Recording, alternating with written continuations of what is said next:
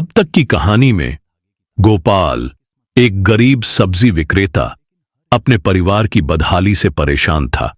उसकी पत्नी सरला बीमार थी, बेटी जया की स्कूल फीस नहीं भर पा रहा था, रोज मेहनत करके भी पेट भर रोटी नसीब नहीं हो रही थी। एक रात हताशा में गोपाल ने कह दिया था, अब तो किसी शैतान से भी सौदा करना पड़े तो कर लूंगा। और जैसे उसकी यह बात किसी ने सुन ली हो, उसी रात गांव के बाहर टूटे कुएं के पास उसकी मुलाकात हुई एक रहस्यमय बाबा से। इस बाबा ने गोपाल को दिया एक लाल धागा, एक ऐसी चीज जो कुछ भी दिला सकती थी। बस शर्त यह थी कि हर अमावस्या की रात इसे सरसों के तेल के दीपक में डालकर मांगना होगा। और हां, हर चीज की एक कीमत होती है। गोपाल ने पहली बार धागे का इस्तेमाल किया और चमत्कार हो गया। अगले दिन उसकी कमाई दोगुनी हो गई। खुशी से फूला न समाया गोपाल, लेकिन उसे नहीं पता था कि खुशी के साथ साथ कुछ अंधेरे साए भी उसके घर में घुसने लगे थे। बेटी जया को दीवार पर लाल आंखों वाली परछाइयां दिखने लगीं। घर में अजीब घटनाएं होने लगीं, लेकिन गोपाल के लिए यह सब छोटी बातें थीं, क्योंकि पैसा तो आ रहा था ना। 2 हफ्ते बाद दूसरी अमावस्या की रात गोपाल ने फिर से धागे का इस्तेमाल किया। इस बार मांगा एक पक्की दुकान, और वो भी मिल गई। लेकिन इस बार वो काली परछाई और भी साफ दिखाई दी, लंबी, डरावनी, जैसे कोई इंतजार कर रहा हो। किसका इंतजार? किस चीज का इंतजार? गोपाल को अभी भी नहीं पता था कि वो लाल धागा सिर्फ इच्छाएं पूरी नहीं करता, बल्कि हर इच्छा के बदले में कुछ ना कुछ लेता भी है। और अब वक्त आ रहा था कीमत चुकाने का। कैसे गोपाल ने लाल धागे की ताकत से अपनी किस्मत बदलनी चाही, लेकिन हर इच्छा की कीमत खून और मौत से चुकानी पड़ी। रामू काका की रहस्यमयी मौत, शांता का पागलपन, और फिर पिशाच से गोपाल की टक्कर।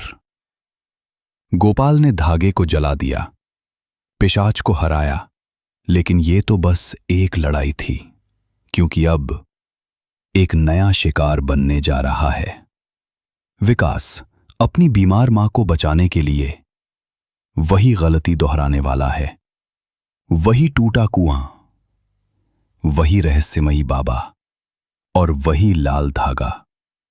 क्या गोपाल इस बार विकास को रोक पाएगा, या फिर पिशाच का श्राप पूरे गांव को निगल जाएगा? जानिए इस डरावनी और रहस्यमयी कहानी के दूसरे अध्याय में।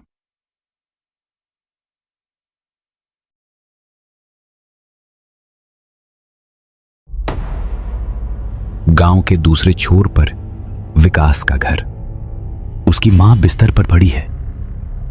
विकास कांपते हाथों से धागे को दीपक में डालता है। वे तुरंत नीली लो, वही ठंडी हवा, वही सरसराहट। हे धागा, मेरी मां की बीमारी ठीक कर दें। अचानक उसकी मां खांसना बंद कर देती है। चेहरा शांत हो जाता है। विकास खुशी से उछल पड़ता है। मां ठीक हो गई, सचमुच ठीक हो गई। लेकिन तभी गांव के चौपाल पर खबर आती है कि उसी समय एक औरत की रहस्यमयी मौत हो गई। उसके गले पर लाल निशान थे। गोपाल को खबर मिलती है, यही है श्राप का असर। विकास ने धागा इस्तेमाल किया और किसी और की जान चली गई। गोपाल भैरव बाबा के पास फिर जाता है। बाबा, मैंने एक धागा जलाया था, लेकिन बाकी सब अब क्या करूं? ये धागे साधारण नहीं हैं। हर धागा किसी लालची इंसान के हाथ में है। हर बार जब कोई मांग करता है, धागे की शक्ति बढ़ती है और पिशाच और मजबूत होता है। अगर तुझे इस श्राप का अंत करना है तो सभी धागे खोजकर नष्ट करने होंगे। लेकिन याद रख, हर धागा किसी की आशा, किसी की मजबूरी से जुड़ा है। उन्हें रोकना सबसे कठिन होगा। रात को गांव के बीचों बीच अचानक हाहाकार मचता है। एक बच्चा अचानक गायब हो जाता है। लोग चिल्ला रहे हैं कि लाल आंखों वाला राक्षस उसे उठा ले गया। गोपाल लाठी लेकर दौड़ता है। जंगल की तरफ से बच्चे की चीख सुनाई देती है। वो दौड़कर जाता है और देखता है बच्चा पेड़ से उल्टा लटका है और उसके आसपास लाल धागे लिपटे हुए हैं। गोपाल हिम्मत जुटाकर मंत्र बोलता है, ओम नमः भैरवाय। धागे अचानक जलने लगते हैं और बच्चा नीचे गिर जाता है। लेकिन उसी क्षण पिशाच प्रकट होता है। गोपाल, तू फिर मेरे काम में दखल दे रहा है। जब तक मैं जिंदा हूं तेरा श्राप इस गांव में नहीं चलेगा। दोनों में भयंकर मुठभेड़ होती है। गोपाल सुरक्षा कवच दिखाता है। तेज रोशनी फैलती है और पिशाच चीखकर गायब हो जाता है। धीरे धीरे गोपाल पता लगाता है कि गांव के अलग अलग हिस्सों में 12 लोग धागे के जाल में फंस चुके हैं। किसी ने पैसे मांगे, किसी ने संतान, किसी ने खेती में उपज, और हर बार कोई न कोई गांव वाला रहस्यमय ढंग से मरता रहा। गांव वाले अब गोपाल को शक की नजर से देखने लगते हैं। ये सब गोपाल की वजह से हो रहा है। जहां जाता है वहां मौत होती है। गोपाल अकेला पड़ जाता है, लेकिन सरला और जया उसका साथ देते हैं। गोपाल, चाहे पूरा गांव तेरे खिलाफ हो जाए, मैं और जया तेरे साथ हैं। पिशाच का अंतिम धागा उसी प्राचीन शमशान में छिपा है जहां उसकी आत्मा बंधी है। जब तक वो अंतिम धागा नष्ट नहीं होगा, श्राप का अंत नहीं होगा। गोपाल सरला और जया को सुरक्षित जगह छोड़कर अकेले निकल पड़ता है। रात का समय, शमशान में डरावनी खामोशी, चारों तरफ टिमटिमाती चिताएं, हवा में सड़ी लाशों की गंध। वो मंदिर के पास पहुंचता है। दरवाजा अपने आप खुलता है। अंदर हजारों लाल धागे हवा में तैर रहे हैं। गोपाल के कदम रुक जाते हैं। हे भगवान, इतने सारे धागे! तभी पिशाच प्रकट होता है। गोपाल, तू सोचता है मुझे खत्म कर देगा? ये देख, जब तक एक भी धागा है मैं अमर हूं। गोपाल कवच उठाकर मंत्र जाप करने लगता है। ओम नमः भैरवाय। धागे हिलने लगते हैं। नीली आग फैलती है और धीरे धीरे सब धागे गोपाल के हाथ में आते हैं। पिशाच उस पर टूट पड़ता है।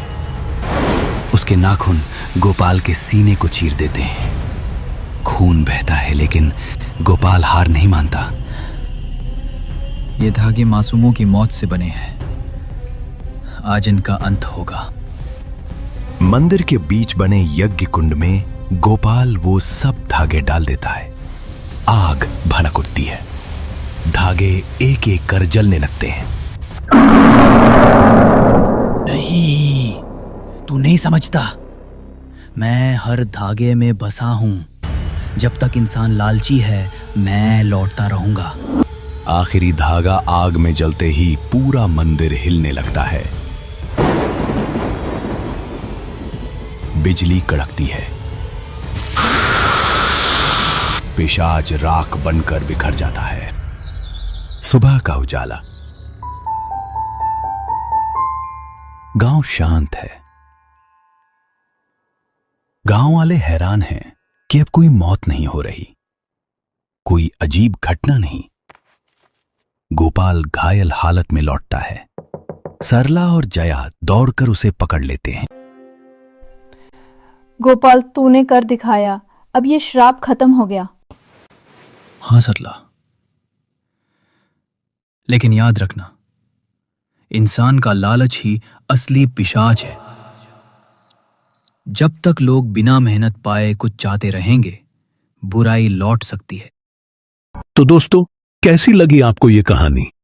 अपना फीडबैक हमें कमेंट बॉक्स में जरूर लिखकर बताएं। और अगर आपने अब तक हमारे चैनल को सब्सक्राइब नहीं किया है तो जल्दी से कीजिए, क्योंकि आगे क्या होने वाला है वो सबसे पहले आप तक पहुंचता रहेगा नोटिफिकेशन के जरिए। और हां, बेल आइकन को दबाना मत भूलना ताकि आप एक भी सस्पेंस या हॉरर अपडेट मिस ना कर पाएं।